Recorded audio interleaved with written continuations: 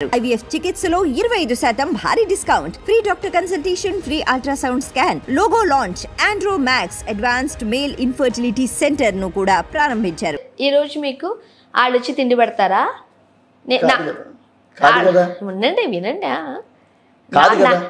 మీకులాగే నాకు కూడా మాట్లాడటం వస్తుంది. నన్ను డైలాగ్ కంప్లీట్ చేయనివ్వండి.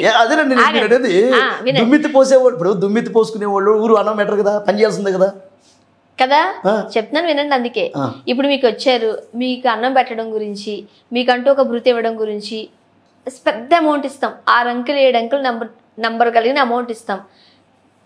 ఏ పార్టీకి సంబంధించిన వాళ్ళని ఇంకో పార్టీకి సంబంధించిన వ్యక్తిపై ఒక స్క్రిప్ట్ ఇచ్చారు మీకు, వేసుకో, అది ఏ పురాణమైనా కావచ్చు, వేసుకో, ఇన్ని డబ్బులు ఇస్తాం అన్నారు. చేస్తారా? చేసేస్తారు. చెప్పాను కదా, పెయిడ్ ఆర్టిస్ట్ అని. ఓకే, మీరు డబ్బులు ఇచ్చిన, మీరు డబ్బులు ఇవ్వండి, కెమెరా మ్యాన్ వేసేస్తా, అంతే. మహేష్ బాబు చెప్పారు కదండి పోకిరిలో, నువ్వు డబ్బులు ఆయన వేసేస్తాను. ఓకే, మరి నెక్స్ట్ తర్వాత ఎక్కడ ఉంటారు మీరు? ఎవరు? నేను ఇందాకనే ఫస్ట్నే చెప్పా, పొట్టకూటి కోసం పని చేసుకునేవాడు కాదు నువ్వు కొట్టాల్సి ఉంది, నీ తాహత్తుకున్నోను కొట్టు. ఏ బడబడి చేస్తే ఏ పని చేస్తే, ఇప్పుడు చాలా మర్డర్స్ ఉంటాయండి, ఎలా చేస్తారు అనుకుంటున్నారు మీరు? డబ్బులు ఇచ్చుకునే చేస్తారు, పొట్టకూటి కోసమే. అది డబ్బు సంపాదించేది దేనికి? కూని, అది తప్పది. ఓకే, దాన్ని ఎవరు ఎంకరేజ్ చేయకూడదు. ఓకే, చాలా తప్పదు. మరి మీరు కెమెరామెన్ వేసేస్తానన్నారు. ఎవరు? ఇంకేముంది, దాన్ని ఏమంటారు? కెమెరామెన్ వేసేయడమే కాదు, డైలాగ్స్ వాళ్ళ మనోభావాలను కించపరచడము, లేకపోతే వాళ్ళ ఇబ్బందులు గురి చేయడం మాటతో చేస్తే. మా అన్న చెప్పాడుగా, మా మహేష్ అన్న డైలాగులు, మా పూరి అన్న చెప్పాడుగా. ఓకే అనే తక్కువ డిస్కషన్ ఎందుకు, ఏ చేద్దాం అలా. సో నేను అనేది అదే, ఎక్కడో కొన్ని సినిమాల ప్రభావం చాలా ఉంటుందండి. ఒక మనిషిని ఒక పని మీద ఉత్తేజపరచడానికి సినిమా ప్రభావం చాలా ఉంటుంది. ఇప్పుడు ఈ డైలాగ్ నేను ఎందుకు వాడా? పోగిరి సినిమా చూడబట్టి. ఓకే, సినిమా యాక్టర్ ఎందుకు అయ్యావు? చిరంజీవి గారిని చూడబట్టి. ఇప్పుడు ఉండే వాళ్ళందరూ కూడా చిరంజీవి గారి ఇన్స్పిరేషన్ అంతే. చిరంజీవి గారు లేకపోతే అసలు మాకు ఎవరు అసలు సినిమాలు తెలియదు మాకు. చిరంజీవి గారు, బాలకృష్ణ బాబు గారు, ఇలాంటి వాళ్ళని చూస్తే వెంకటేష్ గారు, నాగార్జున గారు, వీళ్ళే కదా అప్పుడు టాప్. ఓకే, సో మన సినిమాల గురించి ఇంకా మాట్లాడదాం. మన నెలను అంటే పొలిటికల్ సంబంధించిన దగ్గర ఉన్నాం కాబట్టి ఇంకెవరెవరిని మీరు ఇమిటేట్ చేయగలరు? నేను వాళ్ళిద్దరిని ఇమిటేట్ చేస్తానండి. ప్రస్తుతానికి వాళ్ళిద్దరే నాకు అన్నం పెడుతున్నారు, ఆ 2 వయసులు. ఓకే, సో విజయసాయి రెడ్డి గారు, ఇంకొకరు అట్లా లేదండి. నేను ఓన్లీ దేశవ్యాప్తంగా ఉన్నటువంటి 2 వ్యక్తులు, వాళ్ళిద్దరినే చేస్తా, ఇంకెవరిని. మోదీ గారిని లేదు, ట్రై చేయలేదా? ఇంకొకసారి వాష్రూమ్కి వెళ్ళొచ్చుగా. వాష్రూమ్కి వెళ్తే వచ్చే వాయిస్లు కాదయ్యి, మరి ఎక్కడికి వెళ్ళాలో. కొన్ని మనం ఒకే మైండ్తో ఒకే విధానాన్ని ఆలోచిస్తూ ఉన్నప్పుడు మా విధానం ఎలా ఉంటుందంటే, మా ఆర్టిస్టులది బండి మీద పోతున్నా మీతో ఇప్పుడు నేను ఇక్కడ మాట్లాడుతున్నా కూడా మైండ్ ఏరే దగ్గర ఆలోచిస్తుంటుంది. అంటే ఇలా అన్వేషిస్తూ ఉంటాం ఏదో ఒకటి, అంటే కొత్తగా పట్టుకోవాలి, కొత్తగా ముందుకెళ్ళాలి, ఏదో ఒకటి చేస్తూ ఉండాలి, ఆ విధంగా వెళ్తాం అనమాట. అంతే తప్ప ఇప్పుడు కొంతమంది మిమిక్రీ ఆర్టిస్టులు ఉంటారు, వాళ్ళు 100 వయసులు, 200 వయసులు, 50 వయసులు, 70 వయసులు చేస్తూ ఉంటారు.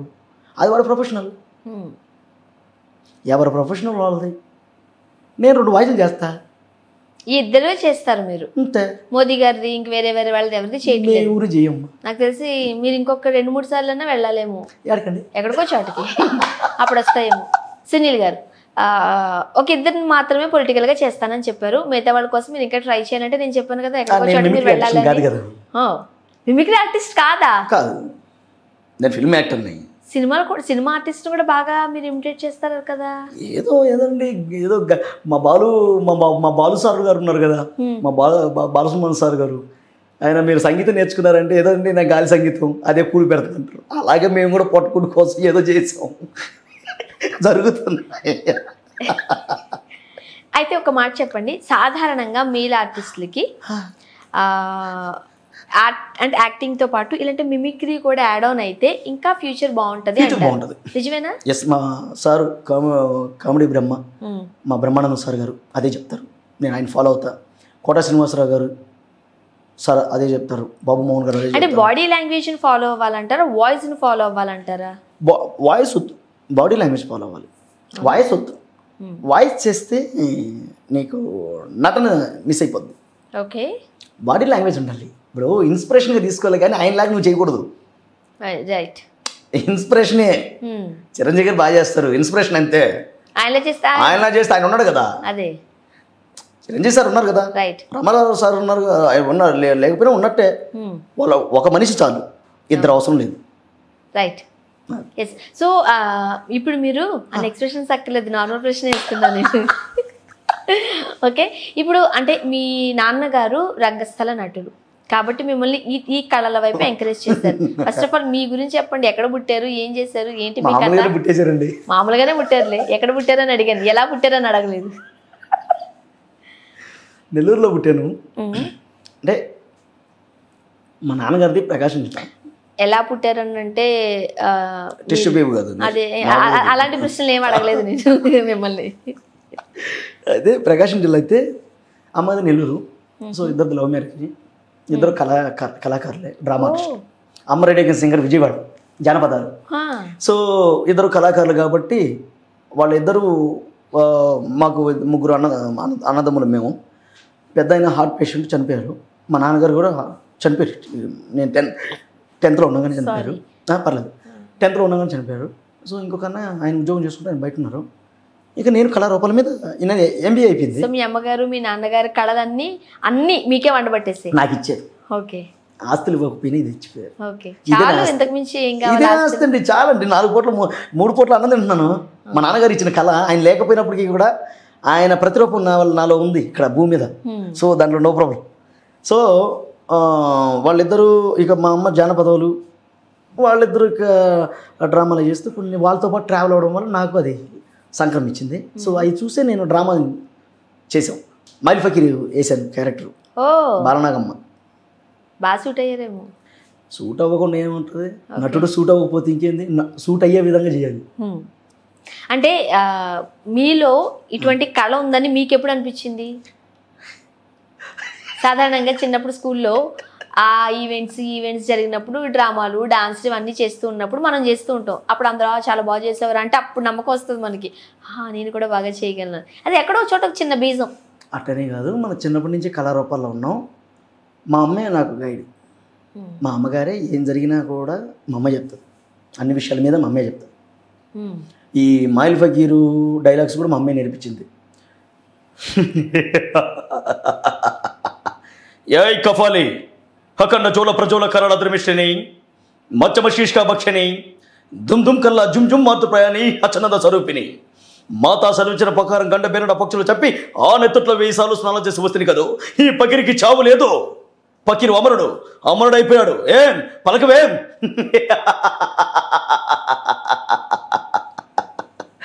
నాకు ఇప్పుడు ఆ డైలాగ్ చెప్పడం అనేది కాస్త ఈజీనే కావచ్చు, కానీ మీరు నవ్వుతున్నారు చూడండి, ఒక నవ్వు దాని అంత పొడుగు సాగదీయడం అది కష్టమే. దట్టు చాలా వేవ్ లెంగ్త్ చూపించారు మీరు, ఇక్కడ నుంచి ఈ పిక్చర్ స్టార్ట్ చేసి ఈ పిక్చర్ వరకు. ఈ మైల్ ఫకీర్ అనే క్యారెక్టర్ చాలా భయంకరంగా ఉంటుంది. డైలాగ్ మీరు అన్నట్టు డైలాగు నేర్చుకుంటే ఎవరైనా చెప్తారు, కానీ హావభావాలు, ఆ వాయిస్ చాలామందికి రాదు. మా తాతగారు చేశారు, మా నాన్నగారు చేశారు, తర్వాత నేను చేశాను దాన్ని. ఓకే,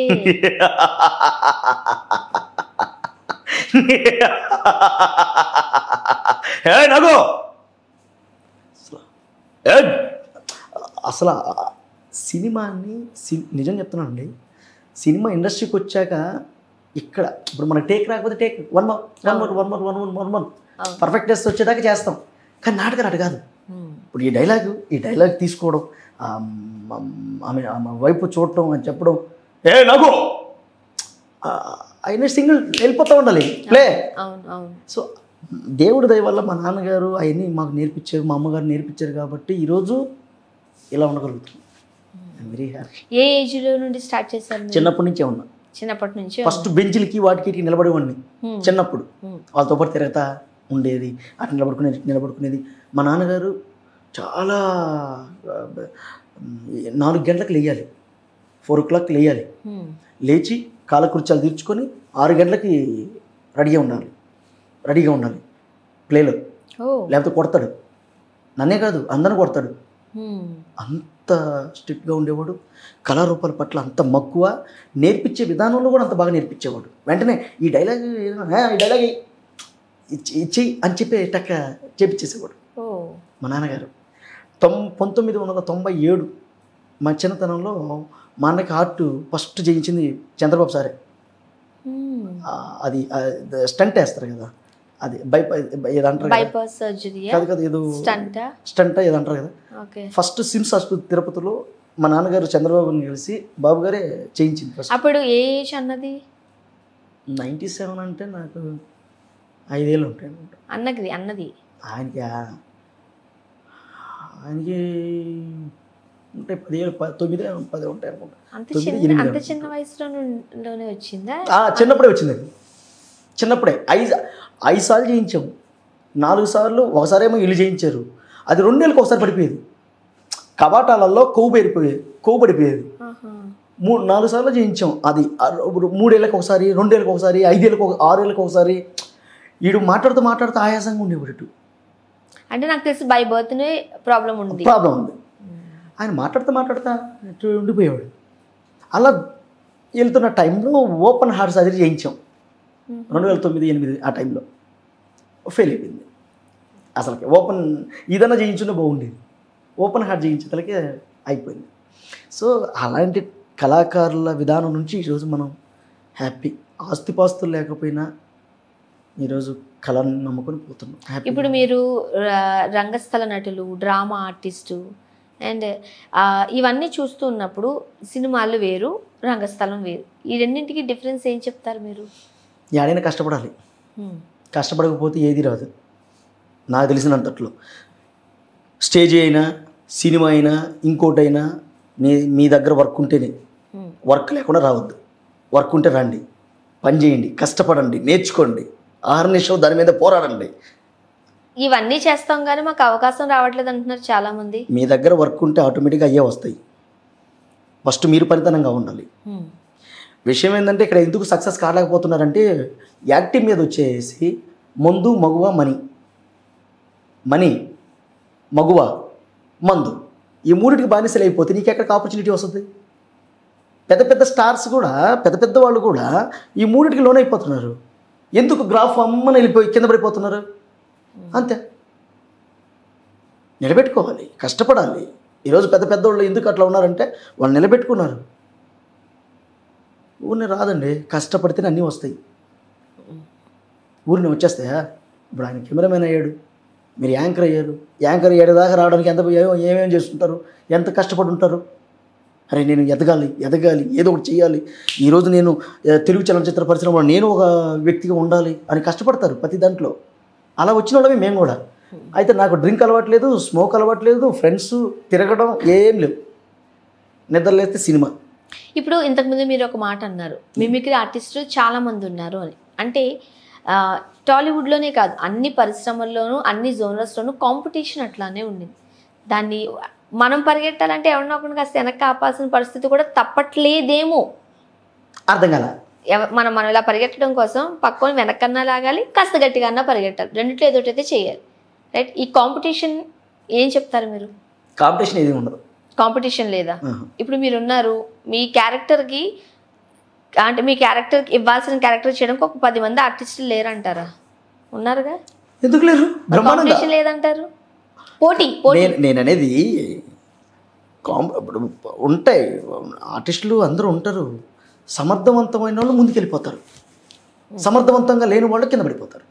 అంతే. అంటే ఒక క్యారెక్టర్ ఉంది, మంచిగా జగన్ గారి వాయిసే ఉంది, చంద్రబాబు నాయుడు గారు వాయిస్ ఉంది, మిమిక్రీ చేయాలి. సునీల్ గారితో పాటు 4 ఉన్నారు. సునీల్ గారికి ఎందుకు వస్తుంది అంటారు? అదృష్టం. అంతే. పరమశివుడు అదృష్టం. అది నా దేవుడు పరమశివుడు నాకు అవకాశం ఇచ్చాడు, అంతే. ఇది నా గొప్పతనమేం కాదు. నాలాంటి వాళ్ళు 100 మంది ఉన్నారు, నాలాగా చేసేవాళ్ళు ఉన్నారు, నాలాగా అన్నీ చేసేవాళ్ళు ఉన్నారు. నేనేం పెద్ద నటుని కాదు, చాలా సింపుల్ నటు. ఈ లక్షల మందిలో నేను ఒక తుప్పిసిగాన్ని, చిన్నవాడిని. కానీ నేను గాడ్ని నమ్ముకున్నాను, నా పరమశివుని నమ్ముకున్నాను. అందుకే ప్రతి ఆపర్చునిటీ నా దగ్గరకు వస్తుంది, నేను చేసుకుంటున్నా, 10 రూపాయలు సంపాదించుకుంటున్నా, ముందుకెళ్తా ఉన్నా, అంతే.